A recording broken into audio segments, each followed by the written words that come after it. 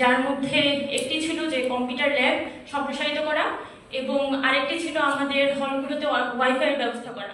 বিশ্ববিদ্যালয়ের হলগুলোতে গণরুম, গেস্ট রুমের জায়গা থাকলেও প্রযুক্তি বিষয়ে এগিয়ে নিতে ছিল না কোনো ডিজিটাল কম্পিউটার ল্যাব। কয়েকটি হলে কম্পিউটার ল্যাব থাকলেও তা ছিল নামমাত্র।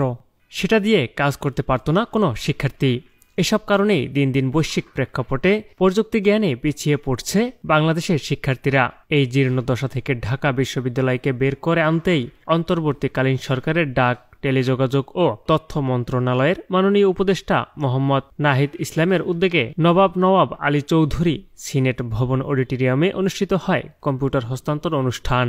যাতে নারীরা সেটা এফোর্ড করতে পারে এবং আমরা যাতে বিটিসিএল এর যে সরকারি ওয়াইফাইটি আছে সেটি যাতে সকল নারীরা একটা ভর্তিটির মাধ্যমে সকলে এফোর্ড করতে পারে, এই ব্যবস্থাটি আসলে সরকারের পক্ষ থেকে করে দেওয়াটা গুরুত্বপূর্ণ।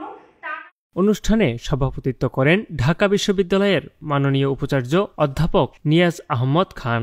বিশেষ অতিথি হিসেবে উপস্থিত ছিলেন ডাক টেলিযোগাযোগ ও তথ্য প্রযুক্তি মন্ত্রণালয়ের সচিব জনাব শীষ হায়দার চৌধুরী, পুরো ভাইস চ্যান্সেলর অধ্যাপক ডক্টর সাইমা হক বিদিশা, নারী শিক্ষার্থীদের 5টি হলের 5 জন প্রভোস্ট সহ আরো অনেকে।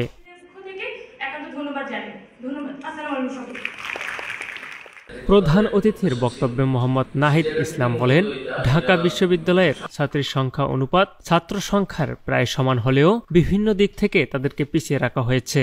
ছেলেদের হলের সংখ্যা যেখানে 11, সেখানে মেয়েদের হল মাত্র 5টি। অথচ জুলাই বিপ্লবে নারী শিক্ষার্থীদের অবদান চোখে পড়ার মতো।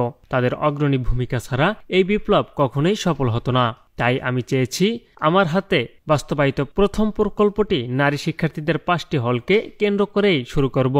প্রতিরোধ আমরা দেখেছি আন্দোলনের সময়, আমাদের আন্দোলনের দিনগুলোতে, এবং সেই প্রতিরোধ এবং সাহসী ভূমিকার ফলে এই গণঅভ্যুত্থান ত্বরান্বিত হয়েছে এবং আমাদের জাতীয় মুক্তি সম্ভব হয়েছে।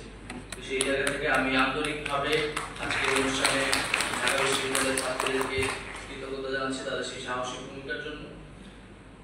আজকের অনুষ্ঠান যেরকমটা এর আগে বক্তাগণ বললেন যে আমরা মূলত মন্ত্রণালয়ের সাথে বিশ্ববিদ্যালয়ের একটা এঙ্গেজমেন্ট শুরু করতে চাচ্ছি, সেটার শুরু হিসেবেই মূলত এই কম্পিউটার হস্তান্তর প্রোগ্রাম মানে এই অনুষ্ঠান, এবং সেটার ধারাবাহিকতা অবশ্যই থাকবে।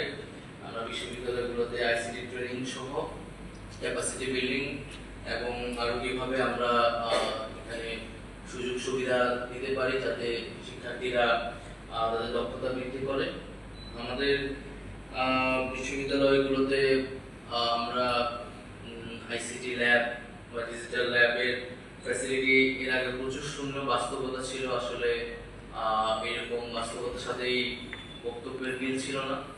ফলে বিশ্ববিদ্যালয়গুলোতে আমরা যখন গিয়েছি বা বিশ্ববিদ্যালয়গুলো তথ্য নিয়েছি, বিশেষত পাবলিক বিশ্ববিদ্যালয়ে, সেখানে ফ্যাসিলিটি খুবই কম।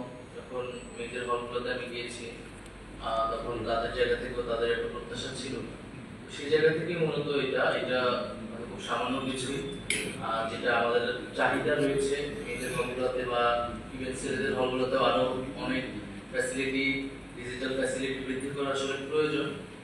তো আমরা সামনের দিনগুলোতে হয়তো সেই চেষ্টাটা করবো। আলোচনা পর্ব শেষে 5টি হলের প্রভোস্ট মহোদয়ের হাতে ল্যাপটপগুলো হস্তান্তরের মাধ্যমে অনুষ্ঠানের সমাপ্তি ঘোষণা করা হয়। প্রত্যেক হলের জন্য প্রাথমিকভাবে 15টি ল্যাপটপ বরাদ্দ রাখা হয়েছে।